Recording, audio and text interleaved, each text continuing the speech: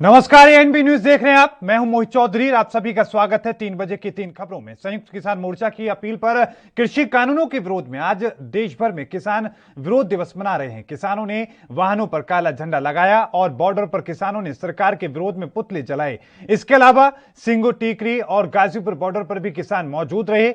Ghazipur border पर आंदोलन का नेतृत्व कर रहे भारतीय किसान यूनियन के नेता राकेश टिकैत ने आज किसानों को बॉर्डर पर इकट्ठा करके पुतला जलाया। वहीं हाथों में काले झंडे लेकर सरकार के खिलाफ नारेबाजी की गई। दरअसल किसान आंदोलन के दिल्ली की सीमाओं पर 6 महीने पूरे होने पर, केंद्र की मोदी सरकार के 7 साल पूरे होने पर संयुक्त किसान मोर्चा ने इस दिन मोदी सरकार के विरोध स्वरूप काले झंडे लगाने का फैसला किया। हालांकि आज ही भगवान बुद्ध की जन्म, निर्वाण और परिनिर्वाण का उत्सव बुद्ध कार्यक्रम भी रखा गया है। इसलिए संयुक्त किसान मोर्चा ने आज धरनों पर अपने अपने तरीके से बुद्ध पूर्णिमा मनाने का भी फैसला किया है। इसके साथ ही आपको यह भी बताते चलें कि देश भर में तमाम किसान संगठनों ने अपने अपने स्तर पर आज के इस दिन को काले दिवस के रूप में मनाया है और केंद्र की मोदी सरकार से अपील की है कि नए कृषि कानूनों को जल्द से जल्द रद्द किया जाए और एमएसपी को लेकर कोई कानून बनाया जाए।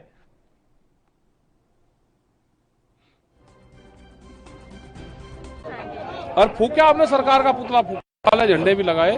6 महीने हो गए, सरकार बात नहीं मान रही तो करना पड़ेगा ना। लेकिन आपको लगता है इस कोरोना काल में विरोध का ये तरीका उचित है? क्या करें तरीका, हमें आंदोलन का तरीका बता दो क्या है। लेकिन आपने कल कहा था कि कोरोना प्रोटोकॉल का हम हाँ, तो पूरा प्रोटोकॉल है। यहाँ कोई एक भीड़ कितनी है, मतलब इतने बड़े उसमें भीड़ ये ज्यादा है। हमने कोई 50,000 की भीड़ तो जुटाई थी। नहीं, बंगाल के चुनाव से ज्यादा तो भीड़ तो नहीं। बताइए, किसान भाई हैं, उनकी सुरक्षा, आप लोगों की सुरक्षा, हाँ, सब जितने लोग हैं वो भी तो संक्रमित हो सकते हैं। हाँ, नहीं तो जो प्रेस के लोग कहेंगे वो नहीं है। ये क्यों बैठे हैं? अगर सरकार को इतनी ज्यादा चिंता है तो ये कानून वापसी ले ले, हम अपना घर चले जाएंगे। सरकार को कानून छोटे लगते हैं और गोदाम बड़े लगते हैं, तो इसलिए कानून वापसी नहीं ले। और आज हम 6 महीने हो गए हमारे आंदोलन को और मोदी सरकार को 7 साल हो गए हैं। और मोदी सरकार की नीतियों से सभी कुछ प्राइवेट कर दिया गया है और सभी वर्गों का बुरा हाल है। कोरोना पिछले साल आया था और पिछले साल कोरोना से लोगों को बचाने के लिए कोई भी मेडिकल सहूलत नहीं दी गई और जो किसानों ने अनाज दिया लोगों को और इम्यूनिटी बढ़ाई और बहुत सारी जनता बची रहेगी जिसका इम्यूनिटी सिस्टम बढ़ा, तो वो भी खत्म करने के लिए आज जब कोरोना दूसरी बार पड़ा है तो पिछले साल ही मोदी सरकार ने अनाज है जो कारपोरेट घरानों को देने के लिए कानून ले आए और खेती को खत्म करने के वाले कानून ले आए। उसके विरुद्ध में हमारा आंदोलन चल रहा है, देशव्यापी जथेबंदियां लड़ रही हैं और आज हमने 6 महीने पूरे होने को सरकार ने हमारी 11 दौर की बातचीत हुई, उसमें सरकार ने माना कि ये बिल जो है किसान विरोधी है और हमने जो बताया वो बोलते हैं कि इसको शोध कर देते हैं लेकिन इसको रद्द नहीं करते। तो हमारी ये मांग है कि जो किसान विरोधी बिल है, जनता विरोधी बिल है, अनाज जो बड़ी कंपनियां स्टोर करेंगी तो छोटे वर्गों को बचेगा नहीं, महंगाई और तमाम जो किसान नेता हैं आज के इस दिन को काला दिवस के रूप में मना रहे हैं और अपने अपने तरीके से केंद्र सरकार को घेरने की कोशिश कर रहे हैं और सीधे तौर पर केंद्र सरकार से अपील कर रहे हैं कि नए कृषि कानूनों को रद्द किया जाए। गाजीपुर की तस्वीरें आपने देखी, आपने देखा कि किस तरीके से टीकरी बॉर्डर पर और किस तरीके से सिंगो बॉर्डर पर जो किसान है वो इकट्ठा हुए। इस दौरान केंद्र सरकार का पुतला भी दहन किया गया और कई मांगे हैं जो किसानों की लंबे वक्त से लगातार उनको लेकर वो आज भी धरने पर बैठे हैं, आंदोलन कर रहे हैं।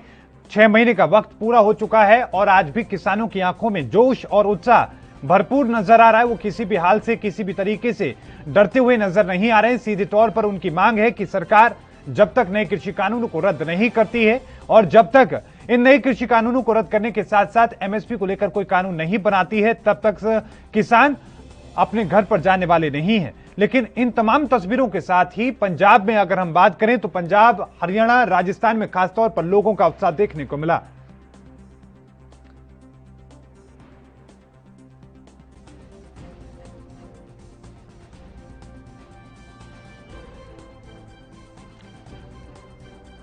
और इन तमाम चीजों को लेकर हम चर्चा करने की कोशिश करेंगे। मनप्रीत गिल हमारे सहयोगी हमारे साथ न्यूज रूम से लाइव जुड़ चुके हैं और साथ में हमारे साथ मास्टर शिवराज सिंह जी हमारे साथ जुड़ चुके हैं, अध्यक्ष हैं भारतीय किसान जनशक्ति मोर्चा की आपका बहुत बहुत स्वागत है सर एएनपी न्यूज पर। सबसे पहले शिवराज सिंह जी, मैं रुख आपका करना चाहूंगा और पहला कमेंट इसी बात को लेकर लेना चाहूंगा कि आज देश में क्या स्थिति है। आपने देखा कि कोरोना का बहुत बुरा हाल है और आज इतनी भारी संख्या में किसान वहां पर मौके पर पहुंचे, उन्होंने अपनी नाराजगी व्यक्त की। क्या कहेंगे सर, दो चुनौती आपके सामने है।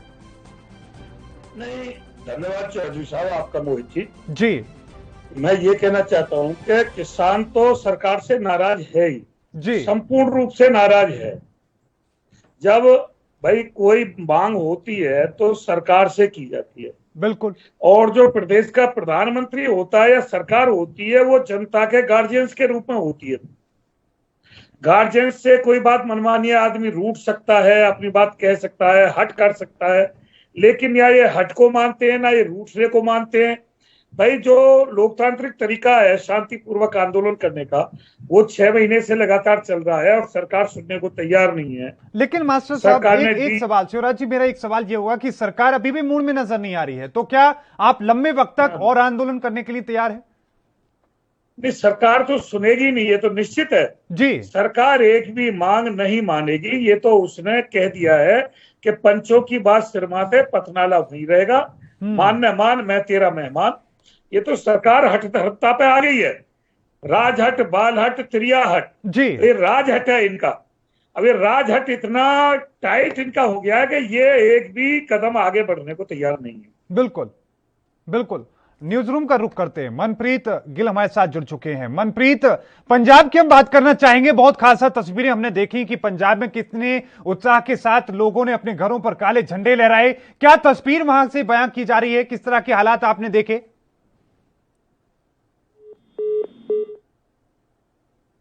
काला दिवस मनाया जाएगा और इसी के सदैव को समर्थन करते हुए किसानों ने आज पूरे पंजाब में काला दिवस मनाया, काले झंडे अपने घरों पर लहराए हैं और अपने खेतों में लहराए हैं। और इसी के साथ किसानों का कहना है कि जितना समय तक केंद्र सरकार खेती कानूनों को रद्द नहीं करेगी उतना समय किसानों का आंदोलन जारी रहेगा। और किसानों ने कोरोना नियमों की पालना करते हुए यह भी ऐलान था कि वो दिल्ली में भारी गिनती में प्रवेश नहीं करेंगे और अपने घरों से और अपने खेतों से ही काला दिवस मनाएंगे।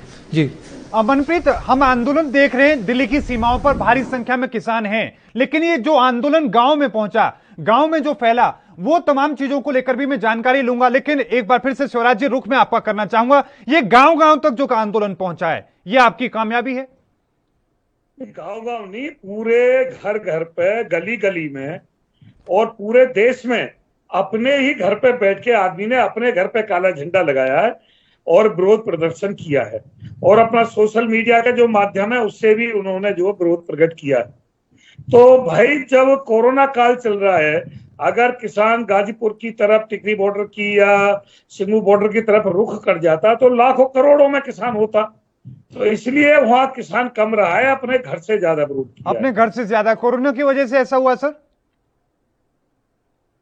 अपने घर से हर किसान ने अपनी मुडेल पे काला झंडा टांग करके। नहीं शिवराज जी, मेरा सवाल ये कि सरकारें, चाहे हरियाणा की सरकार की हम बात करें या फिर केंद्र सरकार में बैठे जो लोग हैं, वो लगातार ये कह रहे हैं कि ग्रामीण क्षेत्रों में कोरोना फैलाने का जो काम किया है वो इन किसानों ने किया है, और बल्कि किसानों के आगे वो तथाकथित भी लगाते हैं। मुख्यमंत्री मनोहर लाल खट्टर का बयान सामने आया था, आपने भी सुना होगा। तो आप लगता है कि जो आज किसान घर पर रहे वो कोरोना की वजह से रहे, और क्या उन लोगों ने कोरोना फैलाने का काम किया? जी, ये जो तथाकथित सरकार है, ये तथाकथित सरकार इसलिए किसानों के सिर पर ठीकरा फोड़ना चाहती है कि किसान को सबसे कमजोर तबका मानती है। वरना कोरोना तो हवाई जहाज में बैठ के आया, पूरे विश्व को पता है। वो पैदल चलता ही नहीं, हो तो हवाई जहाजों में और एसी कूलरों में रहता है। उसे कूलर की जो और एसी की जो हवा है वो ठंडक उसे पसंद है, और हवाई जहाज की यात्रा पसंद है। गरीब आदमी के पास कहाँ है कोरोना के लिए हवाई जहाज या कोई एसी की हवा? जहाँ एसी की हवा है, जहाँ हवाई जहाज है, बड़ी बड़ी गाड़ियां एसी कूलर वाली, उनमें ये कोरोना ज्यादा रहता है। अब की बार इसने गांव की तरफ रुख किया तो वो भी इन्हीं की वजह से किया कि जब इनके बड़े बड़े नेता रैली लेकर के गांव में आए, चुनाव प्रचार इन्होंने किया, चाहे जिला पंचायत का चुनाव हो, चाहे 5 स्टेटों का चुनाव हो, उसकी वजह से गांवों में गया। लेकिन तो स्वराज जी, तो सवाल ये भी बड़े-बड़े है, विधायक ये सवाल ये भी है कि आपने भी यकीनन जनसभाएं संबोधित की होंगी, आप भी बहुत सारे लोगों के बीच में गए होंगे, इस आंदोलन को और ज्यादा बढ़ाने की कोशिश आपने भी की होगी। राकेश टिकैत ने हरियाणा के अंदर कई रैलियां की, उन्होंने पश्चिम बंगाल में भी की, उत्तर प्रदेश में भी की। आरोप ये भी है कि वो भी रैलियां कर रहे हैं। नहीं, किसान धूप में काम करता है, अपना पसीना बहाता है, उसके कपड़े में से बदबू आ सकती है, लेकिन किसान को देख के कोरोना नहीं ठहरता। जहां जहां किसानों ने बड़ी बड़ी जनसभा की है, वहां से तो कोरोना दुम दबा के भाग गया है। तो एक किसानों को बदनाम करने की साजिश है। पहले सुन लो एक मिनट जी। जब दिल्ली में कोरोना पीक पे था लास्ट ईयर, तो जैसे ही किसान दिल्ली के बॉर्डर पे आया, कोरोना एकदम शांत हो गया, अपना चद्दर तान के सो गया वो।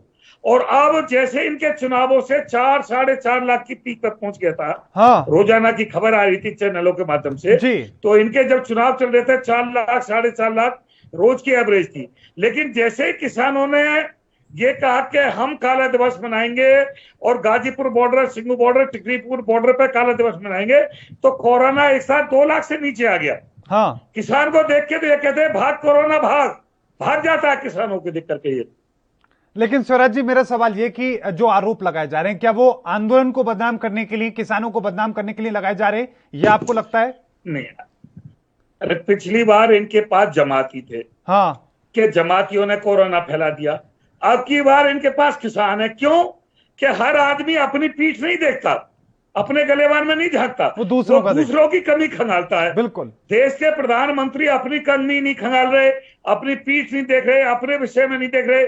कितनी बड़ी बड़ी 1-1 करोड़ की जनसभा उन्होंने की।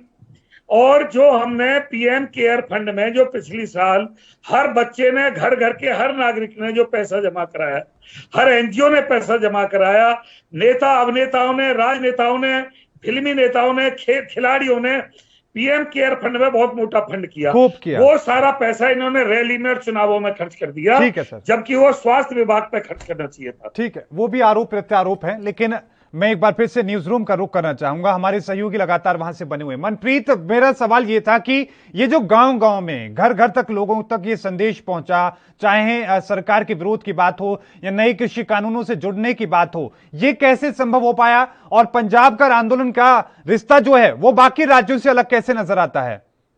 आपको बता दें कि पहले ना 6 महीने आंदोलन के पूरे होने के बाद संयुक्त किसान मोर्चे का जो ऐलान था, उन्होंने सद्दा दिया था सबको कि 26 मई को किसान केंद्र सरकार के खिलाफ काले दिवस मनाएंगे और काले झंडे अपने घरों पर लहराएंगे। और इसके साथ ही आज यानी कि 26 मई को किसानों ने बढ़ चढ़कर इसका समर्थन किया है और पूरे पंजाब में किसान अपने घरों पे, अपने खेतों में, अपने वाहनों में काले झंडे लगा रहे हैं। इसके साथ आपको बता दें कि इसमें महिलाएं और बच्चों ने भी बहुत सहयोग दिया है। औरतों ने अपने घर पे मशीनों के साथ झंडे सिए और काले कुर्ते भी सी कर दिए किसानों को, जिसके वजह से किसानों ने काले झंडों के साथ काले कुर्ते पहनकर भी मोदी सरकार का विरोध किया और प्रदर्शन करते हुए नजर आए। और इसके साथ आपको बता दें कि फतेहगढ़ साहिब में वकीलों ने भी किसानों का समर्थन किया और उन्होंने वकीलों की चैम्बर बिल्डिंग के ऊपर भी काले झंडे लगाए हैं और मोदी सरकार के पुतले फूके गए हैं। मनप्रीत, जो तस्वीरें आज हमने देखी हैं पंजाब से, राजस्थान से और तमाम राज्यों से, क्या लग रहा है कि आगामी विधानसभा चुनाव में बीजेपी को बड़ा झटका लगने वाला है? जी बिल्कुल, पंजाब का किसानों का तो पहले से ही ऐलान है कि वो 2022 की चुनावों में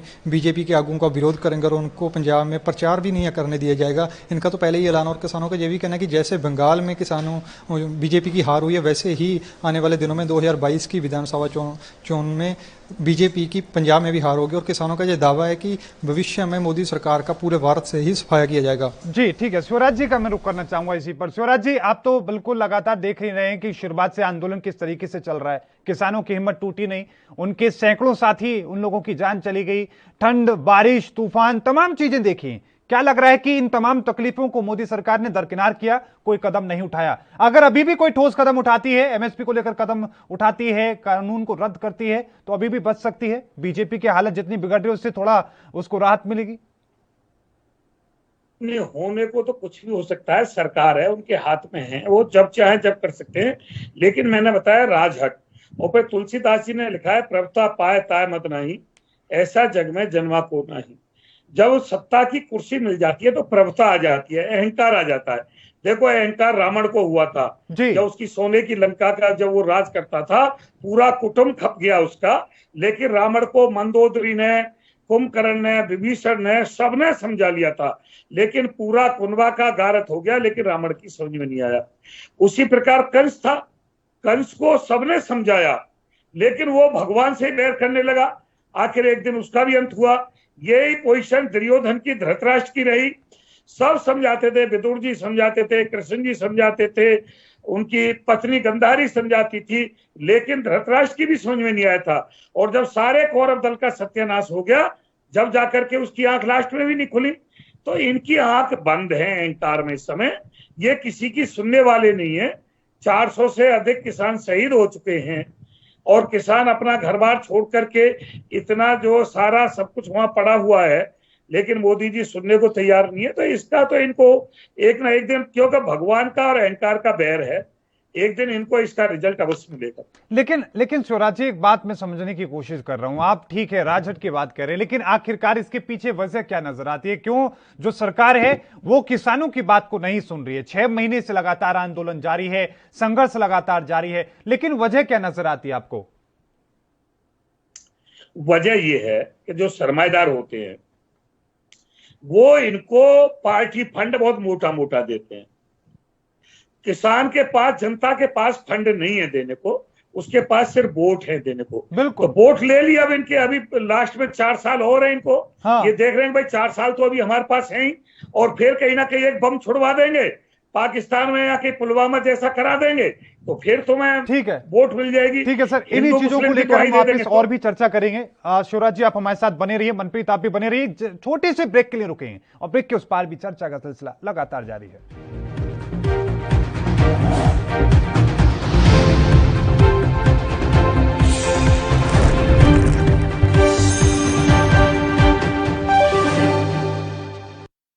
क्या आप दुबले पतले कमजोर हैं? आपकी सेहत नहीं बनती, भूख कम लगती है, वजन नहीं बढ़ता?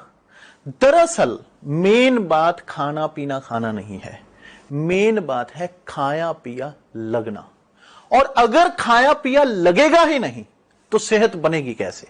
इसलिए हमारी संस्था सन्यासी आयुर्वेदा ने एक ऐसी दवा बनाई है जो कि आपके पाचन तंत्र को, आपके लीवर सिस्टम को ठीक करने का काम करती है, ताकि आप जो भी खाएं उसका पूरे का पूरा निचोड़ आपके शरीर को लगे, आपकी भूख बढ़े, खाया पिया सही से लगे, नया खून बने, हड्डियों में जान आए, वजन बढ़े, ताकत बढ़े, चेहरे पर नूर आए और आप मोटे तगड़े खूबसूरत पर्सनैलिटी के मालिक बन जाएं।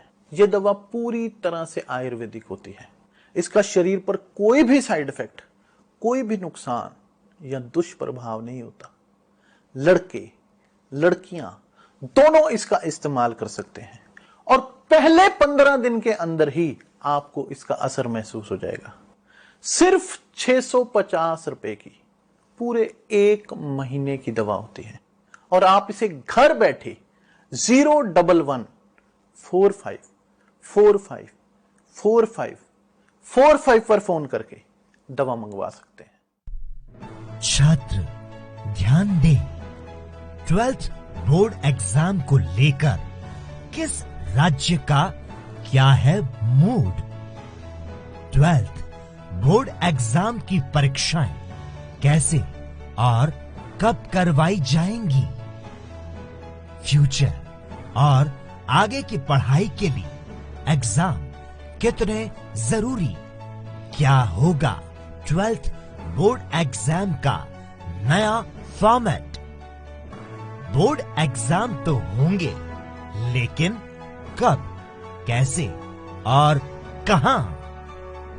अभी रद्द नहीं हुई हैं 12वीं बोर्ड की परीक्षाएं। अभी फैसला आना बाकी है। इम्तिहान अभी बाकी है। रात 8 बजे सिर्फ ANB न्यूज पर।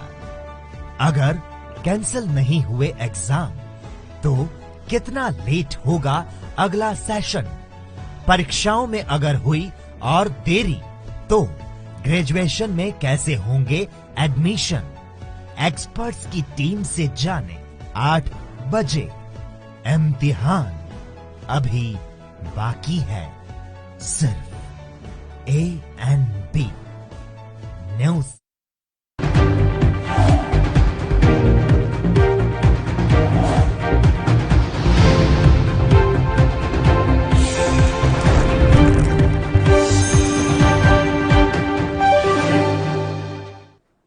तो ब्रेक के बाद एक बार फिर से आप सभी का स्वागत है। लगातार चर्चा जारी है कि किस तरीके से आज 6 महीने किसान के आंदोलन को हो चुके हैं। लगातार अभी भी किसानों की आंखों में जोश और उत्साह लगातार जारी। इन तमाम चीजों को लेकर हम चर्चा कर रहे हैं। हमारे साथ मास्टर शिवराज जी हमारे साथ बने हुए हैं, हमारे सहयोगी हमारे साथ बने हुए हैं।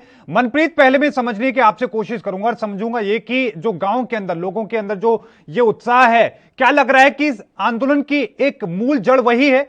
वो इस उत्साह के कारण ही लगातार जो आंदोलन है वो कमजोर नहीं हो पा रहा है? देखिए, आपको बताना चाहूँगा मोहित, किसानों, पंजाब के किसानों का सिर्फ किसानी ही रोजी रोटी का जरिया है जी। 90% जो किसान हैं वो खेती बाड़ी के सिर पे ही अपना घर चलाते हैं। इसकी वजह से किसान जो हैं ये 3 खेती कानून का विरोध कर रहे हैं। और आपको बता दूं कि किसानों के साथ साथ अब मजदूर जो और दुकानदार वो भी किसानों का समर्थन करते हुए नजर आ रहे हैं। और किसानों का कहना है कि आज तक का जो है रिकॉर्ड है कि जितने मोदी सरकार के पुतले आज के दिन में फूके गए हैं, इतने पुतले कभी भी पहले फूके नहीं और मोदी सरकार का इतना विरोध पहले कभी भी नहीं हुआ। और किसानों की सिर्फ एक ही मांग है कि 3 खेती कानूनों को रद्द किया जाए। और किसानों का यह भी ऐलान है कि जितना समय खेती कानून रद्द नहीं होते उनका विरोध भी जारी रहेगा। लेना चाहूंगा शिवराज जी, मैं रुख आपको करना चाहूंगा और आपसे आखिरी कमेंट के रूप में मैं आपके पास आ रहा हूं। ये गांव के अंदर जो जोश देखने को मिल रहा है सर, आपको भी लगता है कि ये मूल वजह है इस आंदोलन की कामयाबी की? नहीं, मैं आपको मोहित जी बता देना चाहता हूँ, असली जो भारत बसता है वो गांव देहात में ही बसता है। क्योंकि इसको कृषि प्रधान देश कहा गया है। उत्तम खेती, मध्यम बयान, लिखित चाकरी, भीख निदान। तो देश की जो आर्थिक व्यवस्था है इस कोरोना काल में भी कृषि के ऊपर ही आधारित है। इस देश का आधार और बेस खेती है, इसकी रीढ़ और रज्जु कृषि है। और पूरा जो भारत है, जो हिंदुस्तान है, वो गांव देहात में बसता है। यकीनन शहरों में तो इंडिया रहता है। बिल्कुल, इंडिया के बस की देश संभालना नहीं है, भारत ही देश को संभालेगा। बिल्कुल बिल्कुल। बहुत बहुत धन्यवाद आप दोनों का हमारे साथ जुड़ने के लिए। बहुत बहुत धन्यवाद मास्टर जी आपका भी। तो हमारी कोशिश है कि किस तरीके से आज किसानों का जो जोश है वो आप लोगों को भी दिखाया जाए। लेकिन इस बीच एक बड़ी खबर आ रही है आपकी टीवी स्क्रीन पर। इस वक्त की बड़ी खबर आपकी टीवी स्क्रीन पर। आपको बता दें कि पार्थ श्रीवास्तव के आत्महत्या प्रकरण की सीबीआई जांच की मांग की गई है। आपको बताएं कि एमएलसी आशुतोष सिन्हा ने मुख्यमंत्री योगी आदित्यनाथ को पत्र लिखा है और आशुतोष सिन्हा ने पत्र में साक्ष्यों के साथ में छेड़छाड़ की बात भी कही है। पीड़ित परिवार को सुरक्षा देने की मांग की गई है। इस वक्त की ये बड़ी और महत्वपूर्ण खबर आपके टीवी स्क्रीन पर ANB न्यूज आप तक पहुंचा रहा है। आपको बता दें कि पार्थ श्रीवास्तव के आत्महत्या के मामले को लेकर खासा विवाद देखने को मिला था, लेकिन उसके बाद भी अभी भी ये विवाद थमता नजर नहीं आ रहा। इस पूरे मामले को लेकर सीबीआई जांच की मांग की गई है और एमएलसी आशुतोष सिन्हा ने यह पत्र लिख करके मुख्यमंत्री योगी आदित्यनाथ को कहा है कि साक्ष्यों के साथ में, यानी कि जो सबूत उस वक्त वहां पर मिले थे उनके साथ छेड़छाड़ की गई है। उन तमाम चीजों को लेकर अब एक बार फिर से गुहार लगाई गई है कि इस पूरे मामले को लेकर मुख्यमंत्री योगी आदित्यनाथ सीबीआई जांच की सिफारिश करें, क्योंकि जब राज्य सरकार सिफारिश करेगी उसके बाद ही इस पूरे मामले को लेकर सीबीआई जांच कर सकती है। और ऐसे में एमएलसी आशुतोष सिन्हा ने मुख्यमंत्री योगी आदित्यनाथ को पत्र लिखा है। आपको बता दें कि इस वक्त की बड़ी खबर आपकी टीवी स्क्रीन पर ANB न्यूज आप तक पहुंचा रहा है। उत्तर प्रदेश के लिए एक बड़ी खबर है ये। और साथ में आपको यह भी बताते चलें कि पीड़ित परिवार को सुरक्षा देने की मांग भी की गई है। आशुतोष सिन्हा ने यह लिखा है कि साक्ष्यों के साथ छेड़छाड़ हुई है और अब ऐसे में पीड़ित परिवार को सुरक्षा मुहैया कराई जानी चाहिए और साथ में सीबीआई की जांच इस पूरे मामले में होनी चाहिए। तो वहीं रुक करते हैं दूसरी बड़ी खबर का। आपको बताएं कि साइक्लोन यास ओडिशा के समुद्री तट तक पहुंचने के बाद अब राज्यों के दक्षिणी में बालासोर की ओर बढ़ रहा है। आपको बताएं कि चक्रवाती तूफान यास का लैंडफॉल जारी है। बंगाल और आंध्र प्रदेश के तटीय इलाकों में भी यास तूफान को लेकर अलर्ट जारी किया गया है। चक्रवाती तूफान यास से ओडिशा के भद्रक और बालासोर में सबसे ज्यादा तबाही की आशंका जाहिर की जा रही है। भीषण चक्रवाती तूफान यास के प्रभाव से ओडिशा, बंगाल में तेज हवाओं के साथ भारी बारिश हो रही है। ओडिशा के रिहायशी इलाकों में समंदर का पानी घुस चुका है, तो वहीं बंगाल में हल्दिया पोर्ट में भी पानी का कहर देखने को मिला है। मौसम विभाग के अनुसार भीषण चक्रवाती तूफान यास के ओडिशा में धामरा में कुछ ही देर में टकराने की आशंका है। तूफान के मद्देनजर कई राज्यों में अलर्ट जारी कर दिया गया है। ओडिशा के समुद्र में ऊंची लहरें उठ रही हैं। धामरा और भद्रक जिलों में भारी बारिश और समंदर के उफान से रिहायशी इलाकों के घरों में भी अब पानी भर चुका है। और साथ में आपको यह भी बताते चले कि तमाम व्यवस्थाओं के इंतजाम भी किए गए हैं कि किसी तरीके के माहौल न बिगड़ने पाए।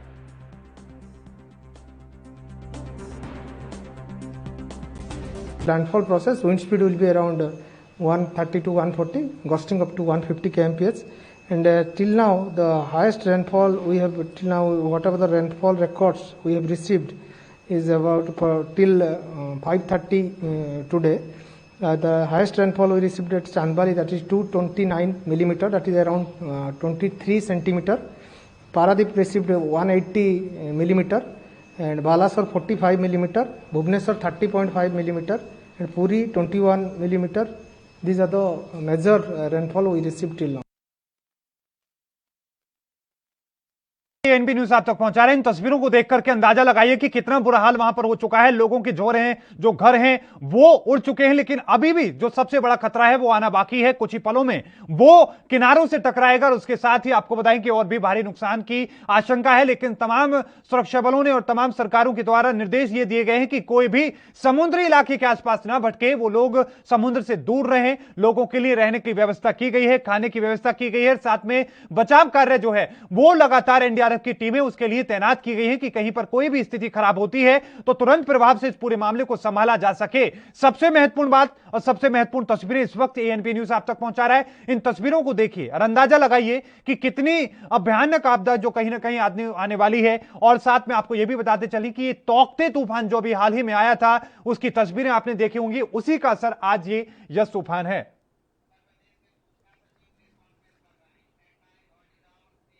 और ऐसे में सीधा रुख करते हैं उत्तर प्रदेश का, वहां के सूचना सचिव क्या कुछ कह रहे हैं, ये रुख करते हैं। 3,58,243 जो है एक तरह का एक रिकॉर्ड है।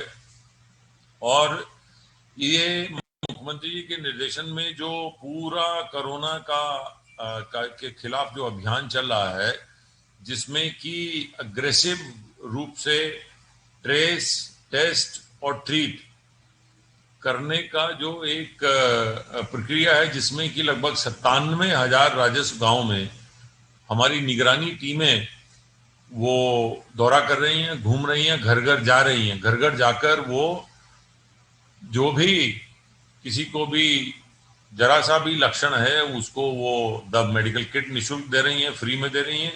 और साथ साथ जहां संक्रमण की स्थिति लगती है वहां पे एंटीजन टेस्ट कर रहे हैं। और एंटीजन टेस्ट अगर नेगेटिव आया है और लक्षण है तो उनका आरटीपीसीआर टेस्ट भी कराया जा रहा है। यही वजह है कि पिछले कुछ दिनों से टेस्ट की संख्या लगातार जो है बढ़ती जा रही है। उत्तर प्रदेश पूरे देश में एक ऐसा प्रदेश है जो कि टेस्ट की संख्या निरंतर जो है वो बढ़ा रहा है।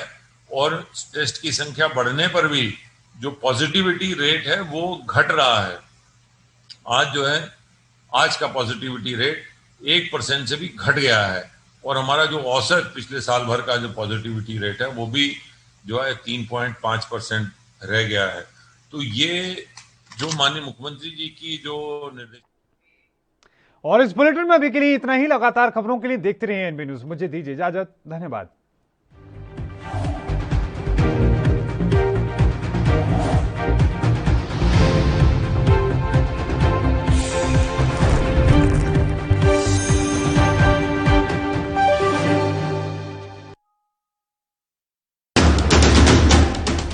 राष्ट्र